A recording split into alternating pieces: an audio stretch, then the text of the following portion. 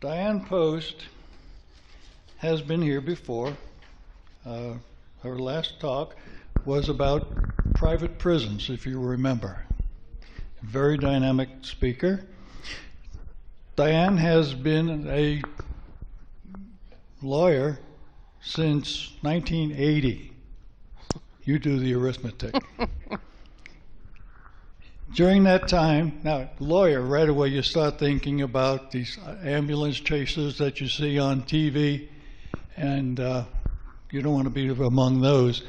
No, she practices in family court. She's looking after abused women and abused children. 13 kids held, oh, you don't want to go there. I've got a list of her accomplishments, and if I read them to you, it would be lunchtime before I was done. She's a very accomplished lady. But the one that I want to get to is the one that says that she was selected as one of the best pro bono lawyers in Arizona. Pro bono means for free. That's my kind of gal. Dianne is going to talk to us about her other really passion, and that is protecting women. Dianne.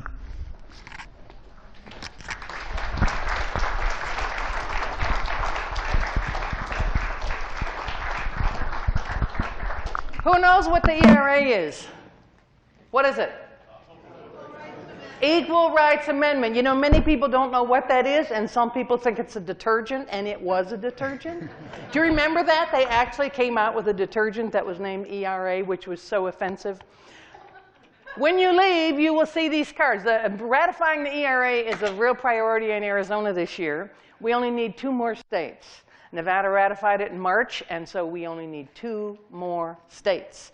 So 5 states are pushing it: Illinois, Virginia, North Dakota, Utah, and Arizona.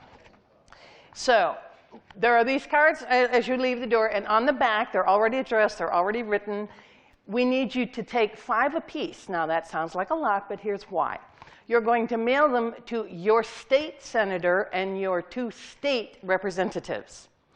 Even though they may support the ERA, all the Dems are on the ERA. And there's 2 Republicans on the ERA, Michelle Ugenti and Heather Carter. So even though they may support it, they need to get these cards so they can go to the Republicans and say, I got 100 cards on this. We got to do something about it. Okay, so even though they support it, mail it. The other 2 cards are for the leadership of the House and the Senate, because they're both Republican and they won't schedule the bills into a committee. So the Senate president is Steve Yarborough, so Senator Yarborough. You can look this up, or you know it, or write it down, or put it in your phone, or whatever. And the Speaker of the House is Jay Mesnard, M-E-S-N-A-R-D. So those are the other 2. So 3 to your people, and then 1 each to the Senate leader and to the House leader. All right, and you can pick them up when you leave. So many months ago, we decided on what the topic was going to be today, and who knew how relevant it would be with the sexual harassment allegations, right? And all of the Me Too. Somebody asked me, how many, or what percentage of American women did I think had been sexually harassed in their lives? And my answer was 100%. I don't know a woman who hasn't been sexually harassed in her life. Are there any women here who have not been sexually harassed in your lifetime? That's what I thought, because I don't know one. All right, so you're going to have to do a lot of the work today, which is just fine, because you're the type of people that like to do work, right? All right, so the first question I'm going to ask you is just for the men. Now, women, be quiet. We're not going to be quiet very long, but just be quiet for right now, okay? So men, the question is, what are the bad words that we say that you call, or your friends or other people, or what you've seen on TV? Women, what are the bad words for women? Bitch. What? Broad. Pussy. Cunt. Chick. That sounds like a woman's voice. I only listen to men. Only men. Men, Any other words? What? RV? Harpy. Witch. Shrill. What?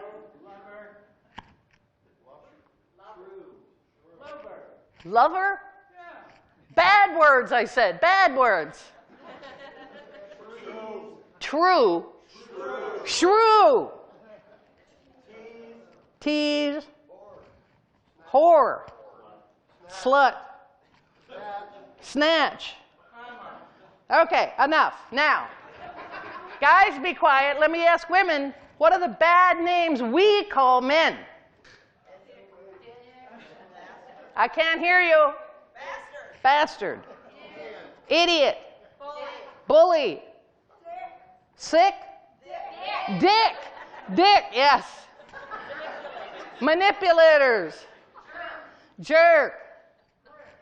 Prick. What? Pig. All right.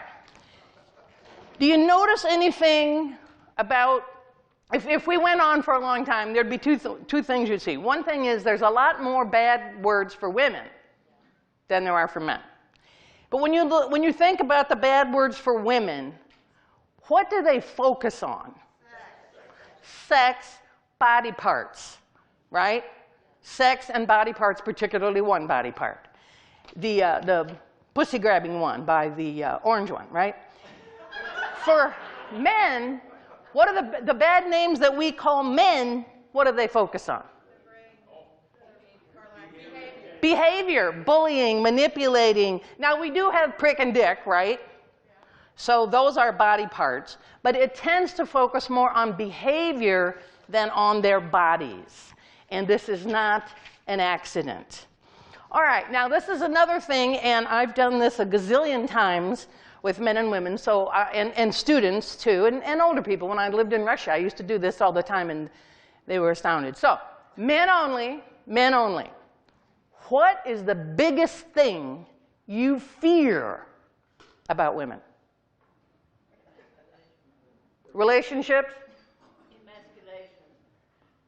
Only men are talking now.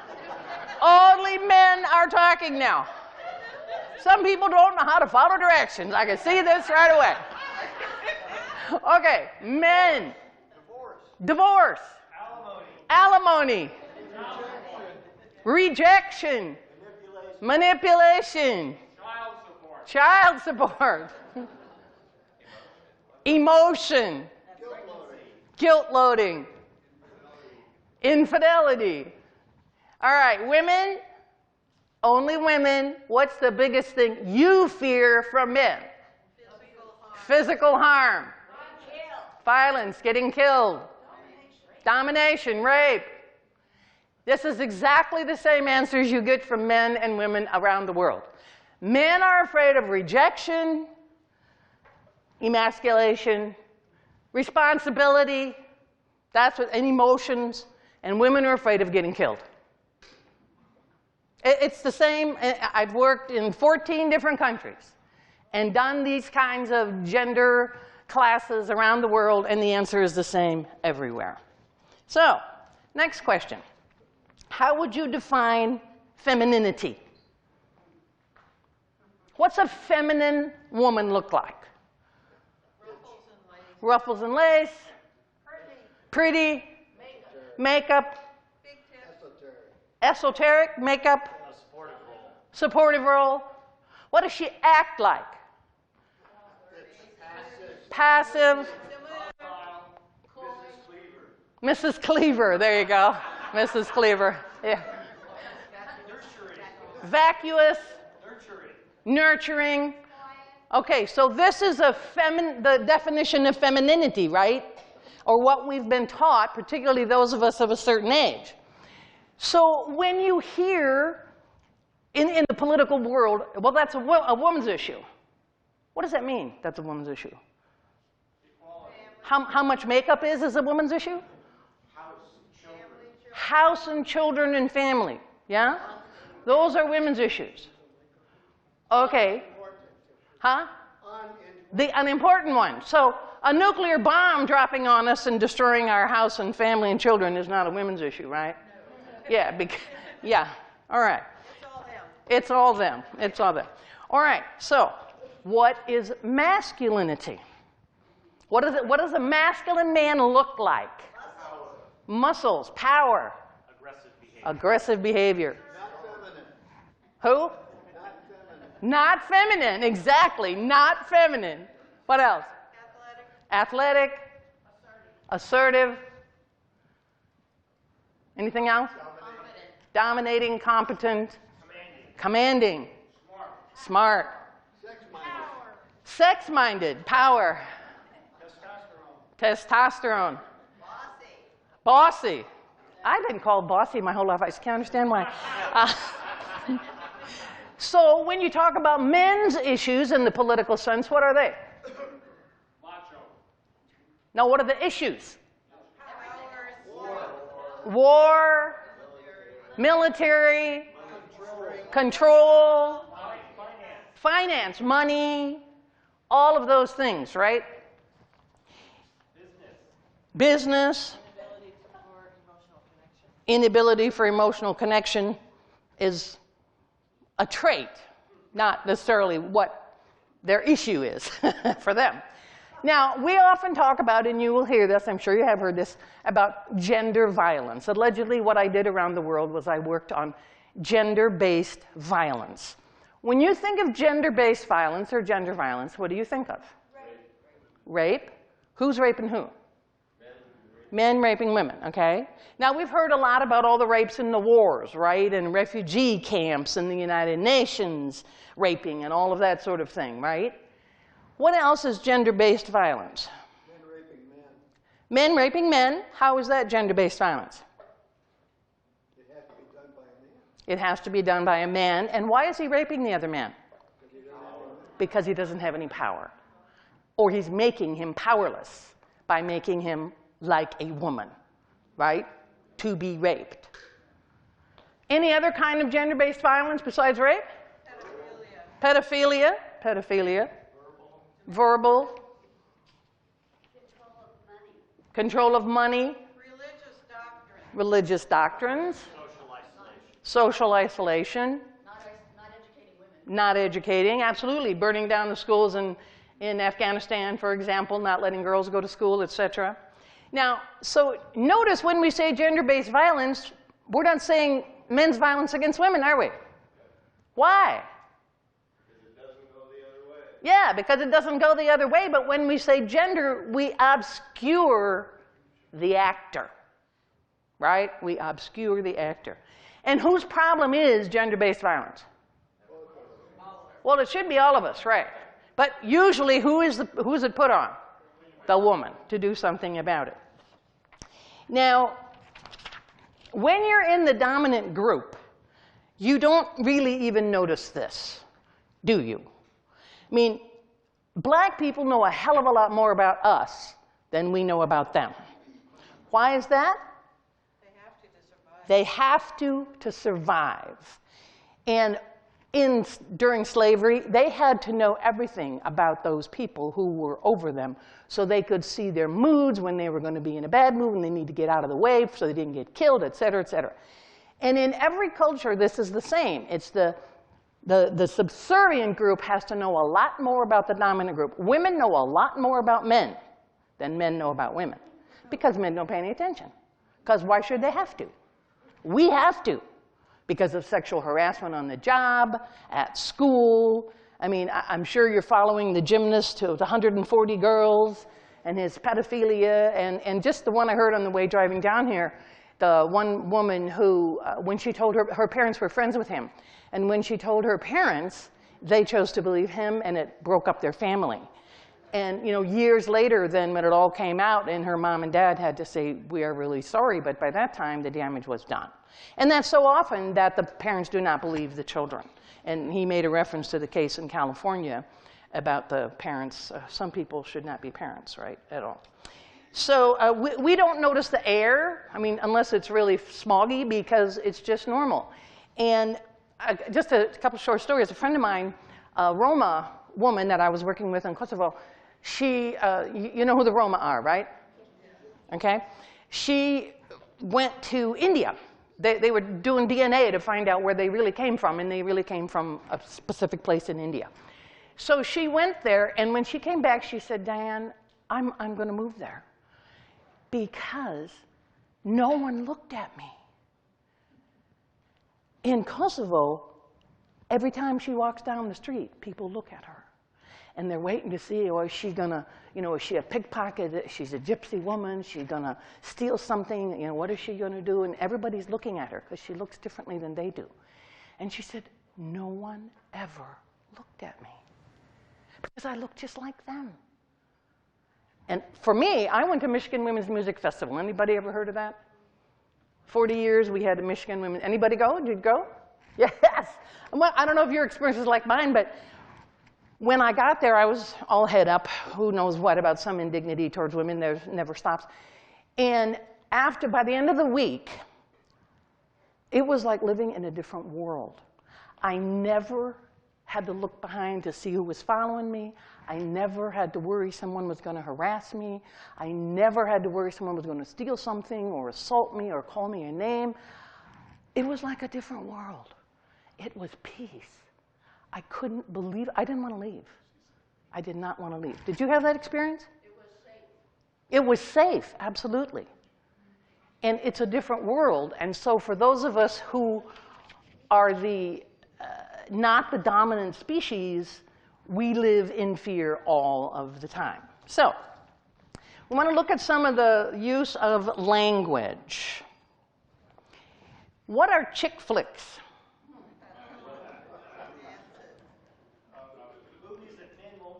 Movies that men won't like, right? When you hear chick flicks, do you think of, oh, a good movie, or, oh, this is going to, you know, be Oscar material or anything? No, you don't, do you? What about Thelma and Louise? How many seen Thelma and Louise? Oh, my God, the men went nuts over that, didn't they? Oh, my God, a woman shot at a man. How many movies do men kill women, right? But a woman shot at a man. Actually killed, well, she killed one. And they were just, oh, it's open season on men from one movie where one woman shot one man because he had sexually assaulted her friend, all right? All right. So what about buddy films? When you hear about buddy films, what do you think about them? Guys. They're guys. They're friends, and they're having a good time, right? But it has more respect than a chick flick. Well, would Thelma and Louise be a buddy film? Yeah, it really would be, wouldn't it? More of a buddy film. All right, let's look at some of these, the passive voice, how we use the passive voice to downplay the actor in the violence. We say, how many women were raped last year instead of how many men raped women? Those are different numbers, you know. Very different numbers. Because the same man will often rape multiple times. So there will be fewer men and more women, because he might rape 5, 10, some guys have raped 100 more times.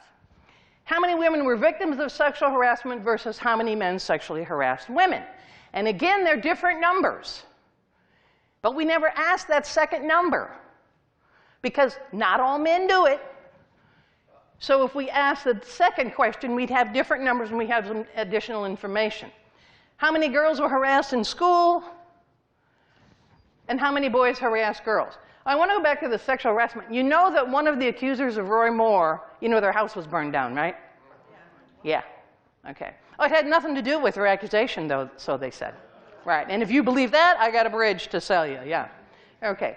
And how many boys harassed girls? Now, do boys get harassed in school by other boys? Yeah. What do they get harassed for? Being a wimp. Not being boy enough, right? Because they're too much like a girl. A friend of mine, a young lawyer, moved up to Seattle, and her boy, cute little fart, had been in Montessori school from grade 3 or age 3 on. Went public school in Seattle, and he was just used to playing with girls as with boys, right? He didn't think anything about that. Well, when he got to first grade there, maybe it was kindergarten, I think it was kindergarten actually, the boys just said, you can't play with girls. You can't play with girls.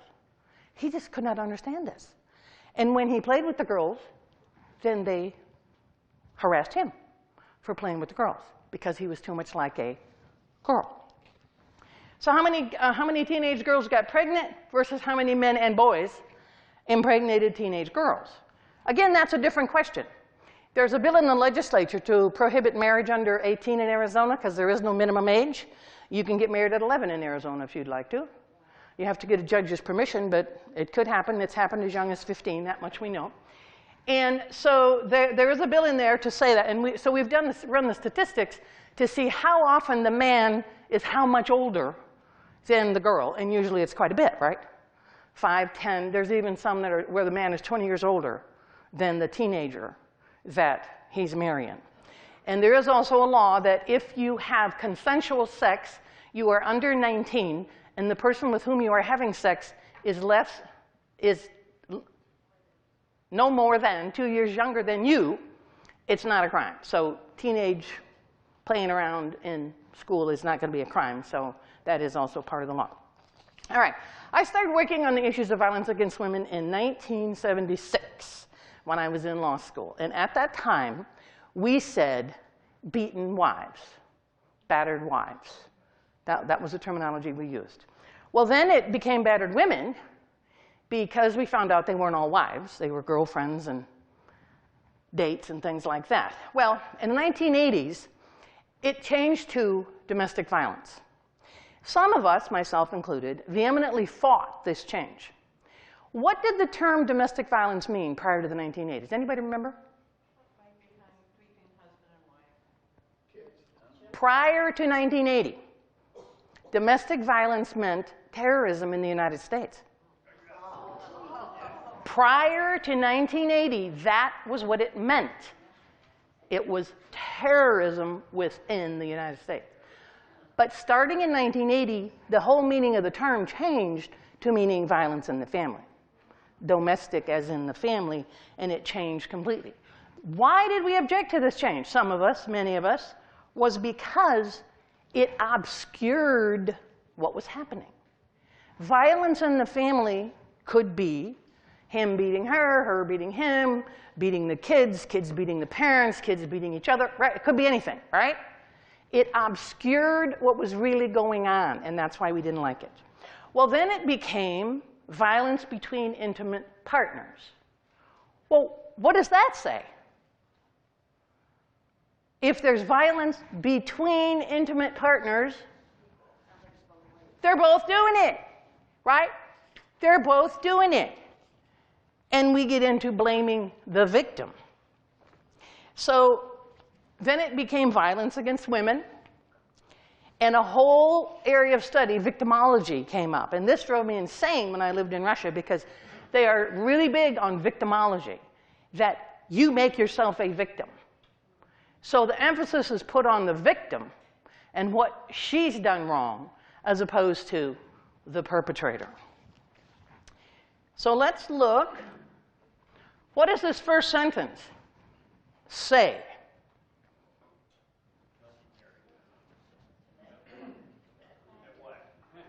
It's active, right? We know who did it. John is the subject. He did this. He did something active, and he did it to this other person, right? She is the indirect object of his violence, the beating. What's happened in the second sentence? It's changed to passive, right? She was beaten, which it just takes down the emotional content from the active word, which is why as a writer they always tell you to use the active verb. What about Mary was beaten? There's no actor. John is gone completely. He's out of the sentence. Now, Mary's a battered woman. What's happened? She's become a category of a thing. She is now a category of problem. The problem is the battered woman. So she's not even a person anymore. She's a category. Now, I want you to get out, if you should have it, your paper, your pencil, your phone, your whatever, right on the back of your cards, whatever you want to do. Punctuate this sentence.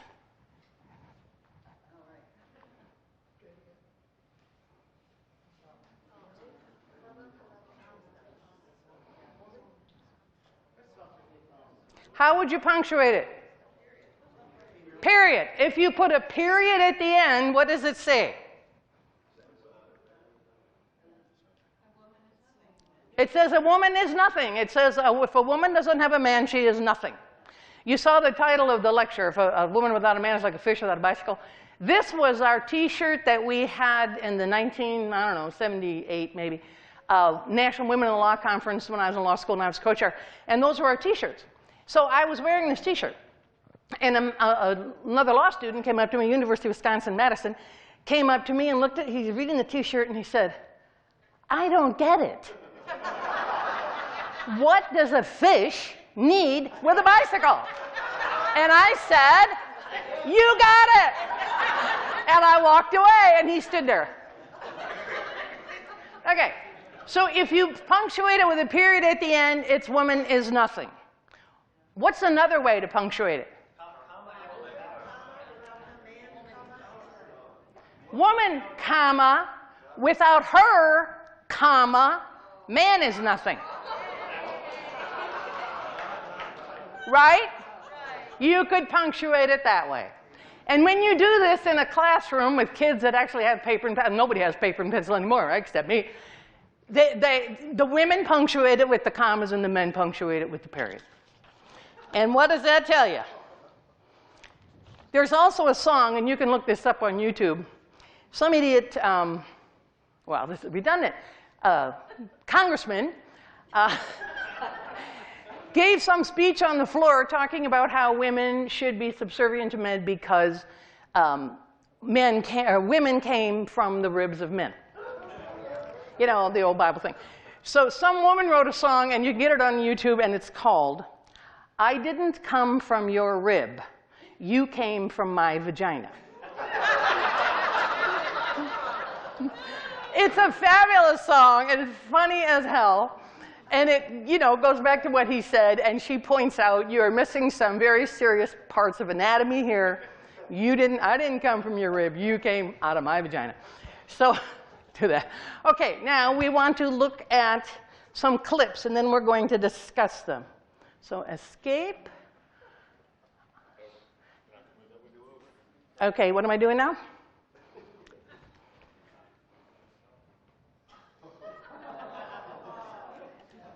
Because we're hooked up to two displays. There we go. Okay. Want to do this one first? Yeah, just do that one first.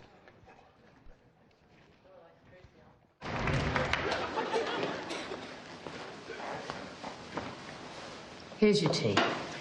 Are you feeling a bit better? Not really, no. Okay, well, can you describe the man who mugged you? He was about 5'10", short, dark hair. He put a knife to my throat and he demanded my phone and my watch. And were you wearing what you're wearing now? Sorry? Is this what you were wearing when it happened? Yes, but... You look quite provocatively wealthy. Look, I failed to see how what I wear has any... Well, just a bit of an invitation, isn't it? Like you're advertising it. Look... You seem distressed. I'm going to bring one of our counsellors in. This gentleman's a bit upset. He was mugged earlier. Oh, dear. Had you been drinking? Yes, because if you've had a drink, it can send out confusing signals. Lead somebody on with a nice suit and the phone, and then at the last minute say, I don't want to be mugged. He put a knife to my throat and he demanded my possessions. I mean... And you just gave them to him. Did you even scream? See, how is somebody to know that you don't enjoy handing over your possessions unless you make your intentions clear? No, I didn't scream. He had a knife. I was really scared. And we're very sympathetic, but I'm afraid you're going to have to accept some of the responsibility for this. Come in. Are you going to be much longer? I've got a gentleman out here who says he's been receiving abusive emails for months.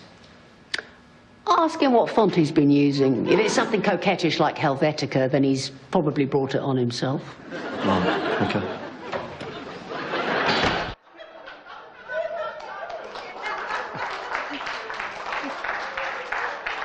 Hey, you want to stop it? Okay, so what's going on here? A role reversal, right? Here's a guy who's been robbed. Well, what were you wearing? Had you been drinking? What did you say? Did you put out any signals that you wanted to be robbed? And I do a thing, and this, again, this was hysterical to do this in Russia, of, well, I might as well just do it. So, all right, I'm a man, okay? And I'm walking down the street at midnight. And I've got a Rolex watch on and a fat wallet in my pocket here. And I get mugged. Whose fault is it? Oh, in a Brooks Brothers suit. Whose fault is it? It's the mugger's fault, right? Now, I point out, you're wearing a Brooks Brothers suit, money. You got a Rolex watch, money. You got a big fat wallet, money. Aren't you indicating that you have something that somebody else wants? It's midnight. You're walking down a dark street. You have just advertised that you got something somebody else wants, so if they come and take it, well, so what? Oh, no, the Russian judges. Oh, no, no, no, no, no. Mugger's fault, mugger's fault, mugger's fault. Okay, I'm a woman. I got on a short skirt and a tight blouse. And it's 12 o'clock, and I'm walking down the street, and I get raped. Whose fault is it? Well, the woman's. The woman's. How come? Well, she shouldn't have been wearing a short skirt, and she shouldn't have been a tight top, and she shouldn't have been walking at night by alone. She was advertising that she had something somebody else might want, right? So why isn't it the fault of the rapist when it's the fault of the mugger? Absolutely not. Oh, I got women judges over here and men judges over here in one class in Russia that were ready to kill each other at the end of this thing. But this is what we see all the time. What would happen if that's the way men were treated by the police? The laws would change. What would happen to those two police officers? They'd probably be fired tomorrow, right?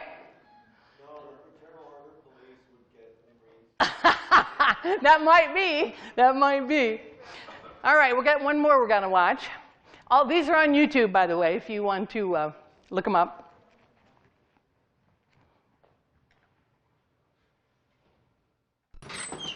You guys want some water or tea? They seem pretty upbeat for somebody who just had their computer stolen. Well, I've just never been robbed before. I'm just trying to be polite. Are you sure it wasn't an unfortunate yard sale? Yeah, it was a brand new iMac with Retina display. Ooh, sounds pretty sexy. We flaunting it? No, it was right over there on the bureau. Oh, right here in front of this window. Flashing your goods for all the world to see? Kind of sounds like you were asking for it.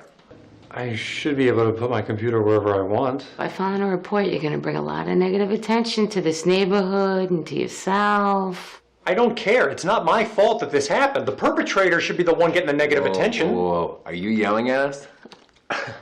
Because that is exactly the kind of bad behavior that we can use against you in your report. No, I'm sorry. I'm not yelling. Please investigate. Sure. Let's take a look around. No signs of forced entry. Nope. Locks intact. Yep. No broken windows. Do you have any physical evidence that you were robbed? Yes. I had a computer, and now I don't have a computer. Oh, let's not get cute, okay? How do I know that you didn't want someone to take your computer? Because I'm saying I didn't. Had you been drinking? I had a Bloody Mary at brunch, but I don't see why that matters. Wow. Because if you were drinking, the courts are probably going to side with the robber. That doesn't make any sense. Even if I was blackout drunk, I'd still have the right to a safe home. I think we're done here. Yeah. Wait, what? Well, we need physical evidence in order to prove that you were robbed, and so far, we don't have any. Well, what about dusting for fingerprints? We could test for fingerprints. Great, yeah, let's do that. But there is a backlog of 400,000 fingerprint kits that have yet to be processed, so it's going to be a while. This is ridiculous. And even if we did find the perp at this point, it would be a real he said thing. What? Yeah, so you ready to drop this thing? Yeah. No, absolutely not. Someone was in here without my consent and they took something that I'll never get back. I feel violated. And by not doing something about it, you're letting him go free so he could do it to other people. Look, we can tell you're upset.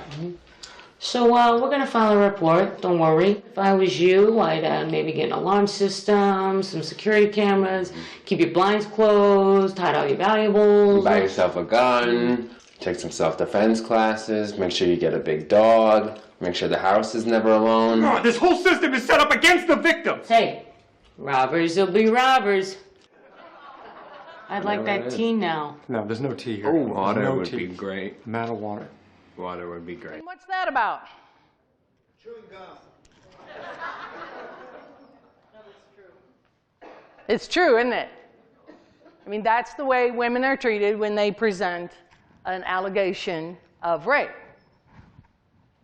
How do we know you didn't want it? And we know that there are some, again, congresspersons who said that women should just lay back and enjoy it, right? If it's inevitable. And then that other idiot that said that women who are raped don't get pregnant because the brain has ways of shutting that thing down. I mean, these are some people who seriously need to look at some science. I think they missed those classes in high school. So what happened? Have any of you ever had your house robbed? Yeah, a few. When you went in to file your complaint, what did the police call you? The victim. What did they call anybody else? No, the perpetrator was the other person. Yeah, the others of you who had your house robbed, what did they call you? Did they call you the victim? What did they call women who file sexual abuse allegations? The accuser. It's a completely different language. And it tells you right off the bat that they don't believe you. Because if your house was robbed, your car was stolen, you were beaten up on the street, and you could get bruises and whatnot, you can see that. And so you're the victim. But when you're raped or sexually harassed, you're the accuser. Does society have sympathy for victims? Do we have sympathy for accusers? No, we don't. And so the whole structure is skewed against the person who's making the allegation in the first place. And I'm sure that all of you are well aware of the variety of sexual allegations, made against Roy Moore and Trump and this coach and everybody else. One person has to start it, and then others will be brave enough to join in.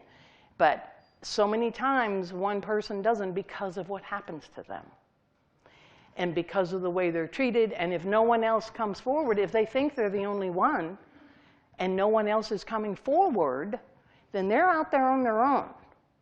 And that woman's house, the woman who accused Roy Moore, her house didn't get burned down for any other reason except that she'd accused Roy Moore. And fortunately, no one was in it, but still, you lose your things. So that's why women don't report. It's one of the least reported crimes. Rape is one of the least reported crimes, and one of the least solved, or crimes for which anyone is convicted. And rape and domestic violence have the least rate of false claims. In general, 5% of all crime reports are false. People make false crime reports for all kinds of things, to get insurance, to piss off a neighbor, to get somebody else into trouble, to do a variety of things. But the investigations of reports made by women and children on sexual abuse and physical violence have a 3% rate of being false. But in fact, they're treated exactly the opposite. They're treated as if they're false. And then you are left to have to prove that particular allegation. And so I represented domestic violence victims and battered women for 18 years here in Phoenix before I started doing my international work. And it was always uphill. I actually had a Mormon judge we had 13 witnesses in this case of abuse of the children. The police officer, psychologist, social worker, doctor, nurse, 13 witnesses. And the judge, who was a Mormon, said, "Mormon men don't do this. I give custody to the father. And that's what he did. He gave custody to the father because in spite of all of the evidence, he just said they don't do this. And, well, of course, we appealed the case, and it was reversed. But in the meantime, the kids were with the dad. So what have the kids learned? Yeah. But they're not the only ones. They're not the only ones. There are others who do it. And so what have the kids learned? Keep your mouth shut. Adults will not protect you. And he was right all along, that if you tell anyone, it'll get worse. Because that's what they'll tell them. And by golly, he was right, because it did get worse. They lost their mother because they told.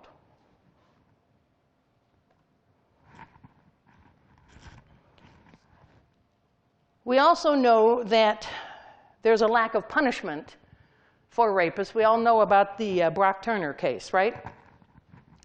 Remember, he's the swimmer. He's in Stanford, and he raped that girl. She was passed out by a dumpster behind a store, and two other students came up on him, and he ran away, and they caught him. And I think they gave him, 6 months, and he got out after 3? Yeah? And now he's trying to, he's appealed, trying to get the case thrown out altogether so he won't have it on his record. And the judge said something like, well, it'll harm his future. Well, what about her future? Why do we not care about her future?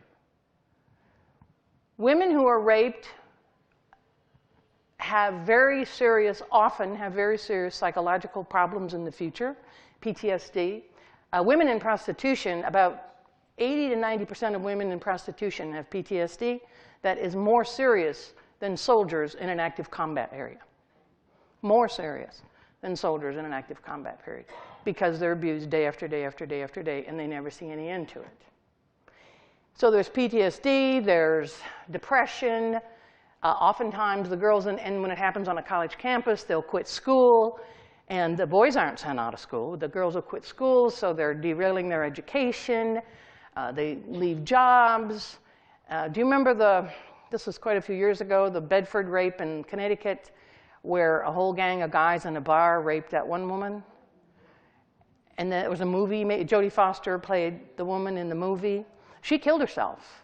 She went down to Florida. She moved to Florida to get away, obviously, and she killed herself a couple years later. So there are some serious sequelae from sexual assault, even sexual harassment, that isn't paid attention to because they're only concerned about the future of the male person. There's a case going on right now at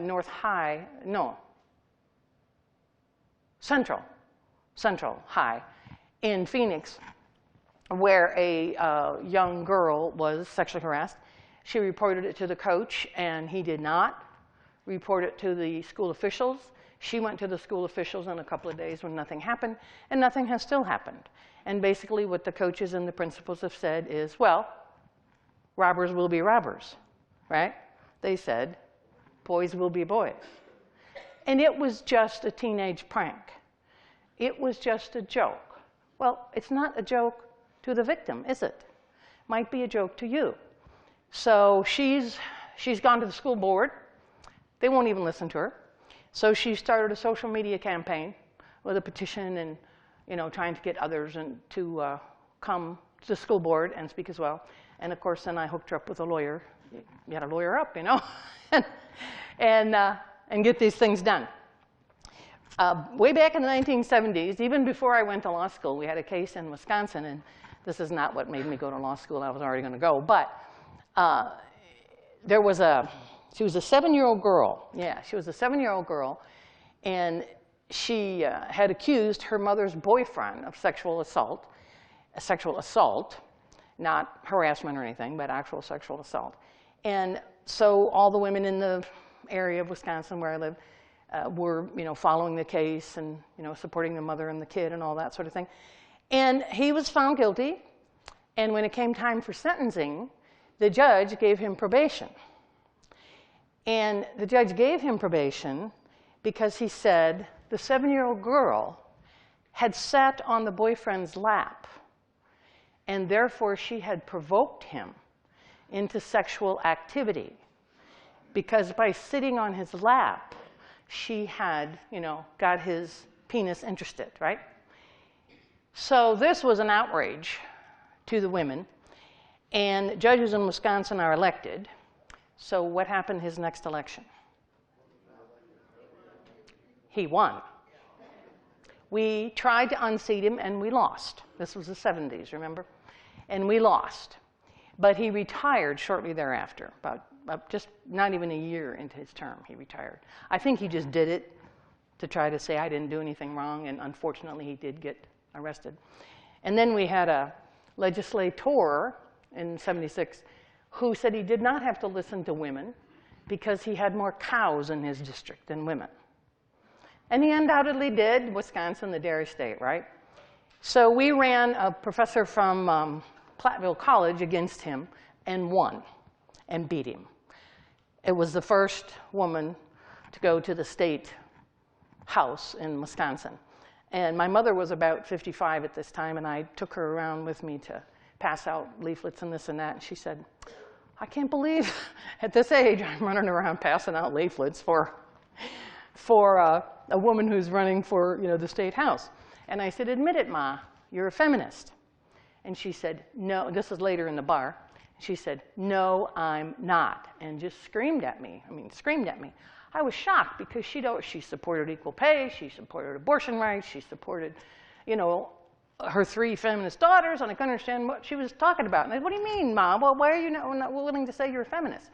And she said, because if I said that, my entire life has been a lie.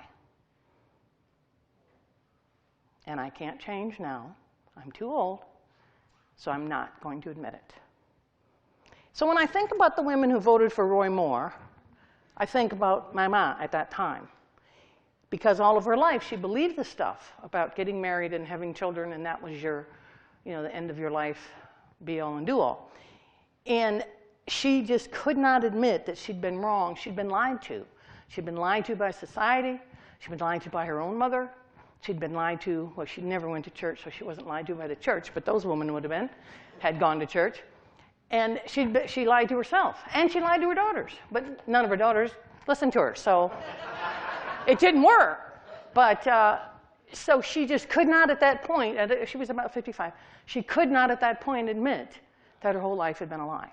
So I think these women that voted for Roy Moore were kind of the same.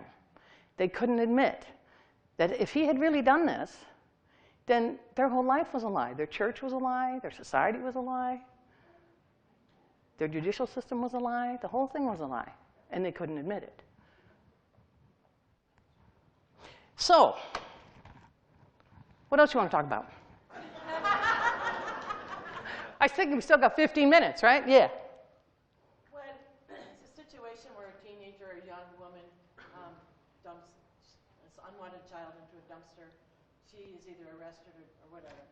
But the person who impregnated her is never, ever, ever held accountable. Correct.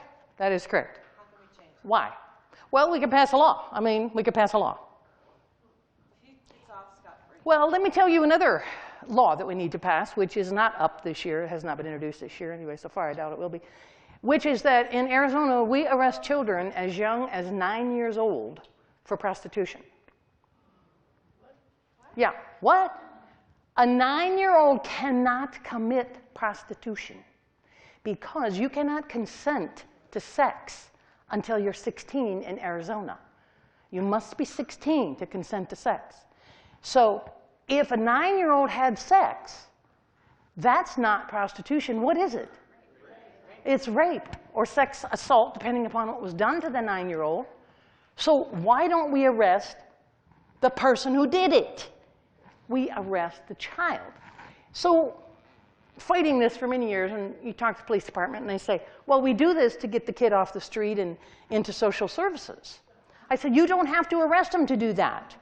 We have laws under Title VIII that the police can pick up a child who appears to be abandoned or neglected or in danger and take him to social services. You don't have to arrest them and have an arrest record for them and force them through the criminal justice system to do that. If you're trying to do good, then use Section 8. Don't use Section 13, the criminal law, for this. Use Section 8. So that hasn't worked, and we've tried a couple years to get laws passed to change that, and it hasn't changed. It's gotten better. With all the information about sex trafficking and how Arizona is a conduit of sex trafficking because we're on the corridor from Mexico all the way up to Canada. So there's a lot of sex trafficking going through here, whether you see it or not. And so with all the focus on that, and Cindy McCain's on that, it's a big issue for her. The police have changed a lot and are no longer arresting the very young ones. They're still arresting 13, 14, and 15-year-olds, which they ought not to be doing because they can't consent. So it's not possible for them to commit prostitution. But they're still doing that. And the other thing in the whole war on sex trafficking and prostitution is it used to be about 80-20. They arrested women 80% of the time, and 20% of the time they arrested males. Now, we don't know who those males were. Were they the pimps, or were they the johns, or were they the facilitators? They didn't parse that out, so we couldn't find that out. And now many cities have changed, and this is a push from the Nordic. It's the Nordic system that we're trying to get here in the US, and many cities have adopted it, including Phoenix, where they now, if it's 80-20, I mean, those 80%, somebody was having sex with them, right? So where's that person? It took 2, so why'd you only arrest 1? Well, we know why. So now they're arresting the male as well. So in most places now, as I said, Phoenix is one, it's now 50-50. They're arresting the men as well as the women. And it's sometimes actually more men, and because of gay sex and gay prostitution, sometimes they're arresting more men actually than women. But what we're trying to do now is to get them to parse out, who are you arresting? The johns, the pimps, or the facilitators? Just to find out. I mean, you ought to be arresting all 3 of them, but let's get the pimps, right? Let's get the pimps. So there's lots of work to do, lots of areas where the whole issue of our language, our attitude, makes a huge, huge difference in how we react to things. And we know this from the big sexual harassment scandals. Any other questions, issues, discussions, things you want to bring up? Yeah. Facilitator you were just talking about. Maybe the person who rents the room in the hotel, the person who drives the cab and takes them to the site where they have sex, the person who launders the money for them. That's the facilitator part. Any other questions, issues, discussions? Yeah. Dianne, considering you to be a rather lighthouse of freedom for women who are being abused, what would you recommend to shine a light on some of these organizations that are funded to many, many, many, many millions and have many, many, many, many dozens on their staff that provide little to nothing to the women? How can that be changed, especially since they hide behind this framework of confidentiality?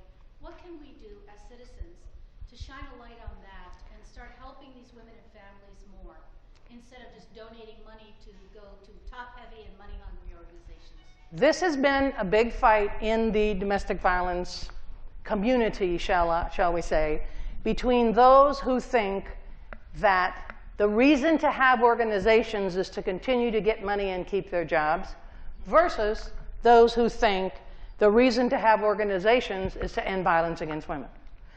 My best thing I could ever do, and what I used to say all of the time when I worked in these places, was to work myself out of a job. Our goal is not to provide more and more shelter for more and more battered women. Our goal is to stop battered women, stop women from being beaten. That goal's been lost in many of the organizations and many of the directions that people are going. And they just want to build big social service organizations.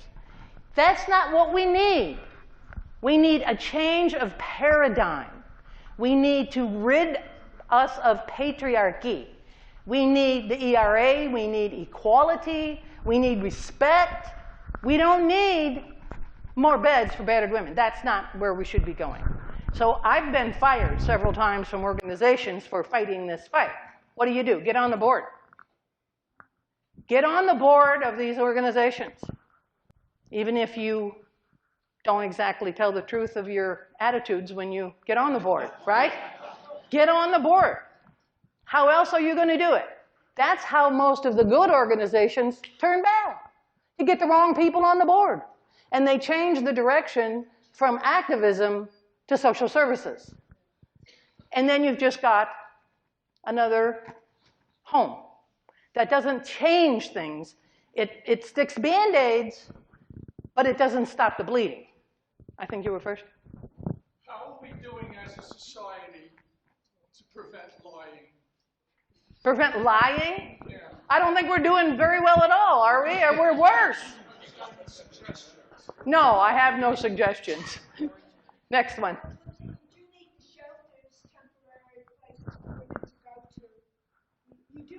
Yes. Absolutely, you need the shelters, but temporary is the term. You need to not just keep putting women through them, but to actually, often it'll change the woman so that she then doesn't get in another situation. But it's not changing the perpetrator. That's what we need to do. And by the way, that, where do they send these guys? Anger management? Bullshit. It doesn't work. I mean, around the world, it has been tested and it doesn't work.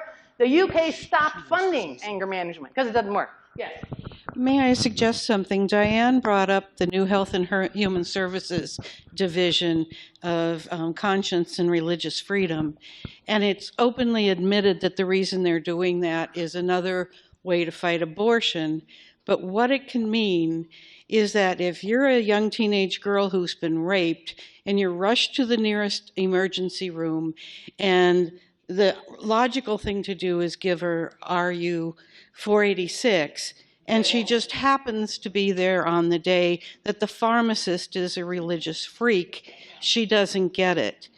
Or if you're parents and you're rushing your injured child to the hospital, and it just happens to accidentally be the day that Jehovah's Witnesses are the only people on staff, then they have a right to pray instead of give your child a blood transfusion. And if you're a hemorrhaging woman and you're on the day that the evangelicals are there, you're not going to get the D&C that'll save your life. So it's little things. I recommend you go to the Health and Human Services website, look at the press release, and the neat thing that happens when you back out is they put a little survey up to say how we're doing. Did this website give you what we needed? And there's a box where you can write your opinions about this misuse of our taxpayer dollars to kill women and children. Well, that actually happened. That actually happened in Sierra Vista. They were going to be bought out by a big Catholic chain down there, and the woman was brought there hemorrhaging, and they wouldn't do the DNC, and they had to bring her to Tucson, and they decided not to sell out to that Catholic chain for that reason, because they would not provide the services. So that was a good thing that came out of that. But on that, what you just talked about, Freedom from Religion Foundation has also, you can go to their website, they have a comment section there where you can send comments to the DHHS about this. And I do know that we're already lawyering up. The ACLU, the Planned Parenthood, other groups are already planning their lawsuit against this division, which is nothing but pure and utter discrimination. That's all it is. And so there will be lawsuits. And, you know, I'm glad to be a lawyer because we are really kicking some ass, ain't we? We are. I mean, stopping the Muslim ban and stopping the DACA, and, you know, they're going to stop this. I mean, every time that orange lunatic turns around, we hit him again. You know what I mean? So thank God for good lawyers. Yes? Oh, me? Okay. I work in education, or I used to work. I'm currently going to college to become a full certified teacher. And I'm wondering, what sort of language should we be teaching, and what concepts should we be teaching specifically that we aren't already doing so in education to help change the culture starting with young people, which is where you really fix everything in a culture. What should we be doing with the young people that we aren't already doing? We already have seminars and things like that, but what should we be doing with language, and what should we be doing to help change the next generation? Teaching for Tolerance, Southern Poverty Law Center. They have a complete program for teachers of all ages, all grades, on teaching for tolerance. And it has fabulous examples and work guides and curriculum and everything that you need from the smallest grades to the highest. And it's called Teaching for Tolerance. You go on their website, it's free. Any teacher can have it. It's the best there is. Thank you. Over there.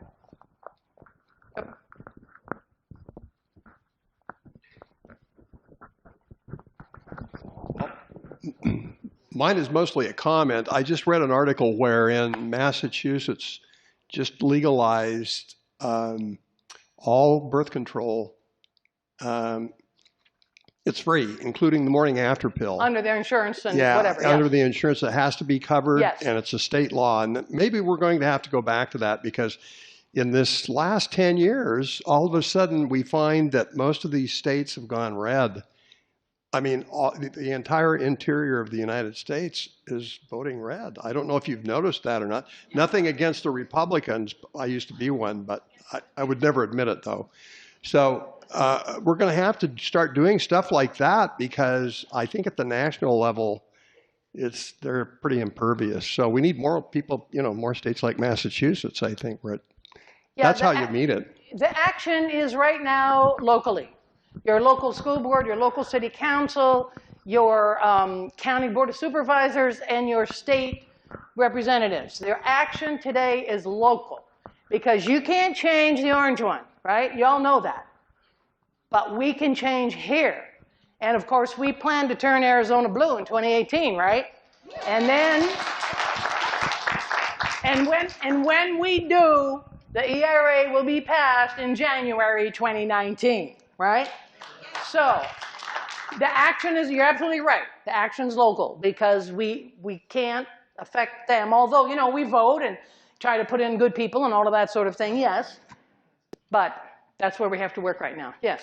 Yeah, on those statistics, you were listing the number of women raped and the number of men who raped, and then the number of men is lower. So that means men are like multiple rapists. Yes. So you mentioned that anger management doesn't work. What does work? Well, the programs that have been shown to work are a year or more long, and they're very strictly structured by people who know what they're doing, which is a couple of guys that work in, I think in Minnesota, Daniel Saunders, and another guy that works in Minnesota. And they have a program, it's not called anger management, but I don't remember what it's called actually. But it's a year-long program, very strictly structured. They don't just put them in the room and let them brag about, what they've done and how big their penis is and that sort of thing. And because when they do that, then they don't change. Tony Porter is a guy that does a lot of change stuff for men. Jackson Katz, another guy that's doing a lot of change stuff. Michael Kimmer. The three of them are sort of the leaders in seminars, programs, long-term change for the men who are doing the harassing and the abusing. So those are the kinds of programs that work, yeah. I think there are a lot of disturbed men who really feel very guilty after something that's compulsive. I mean, I knew of a case like that. They're changed after they do. So I don't know how they're cured, It's about power. Yeah, it's about power. It's not about sex. We've known that forever. We've known it forever. Could you tell me or name some of the agencies here in town that have become top-heavy as boards rather than ways to prevent things? I can't. Did you want to say so or not? She asked the local organizations that are top-heavy. Your local organization in Tucson, the largest, is called Emerge. They have over 50 people on their staff. They're multi-million-dollar funded, And I dare you to speak to residents who have been there because I have spoken to them.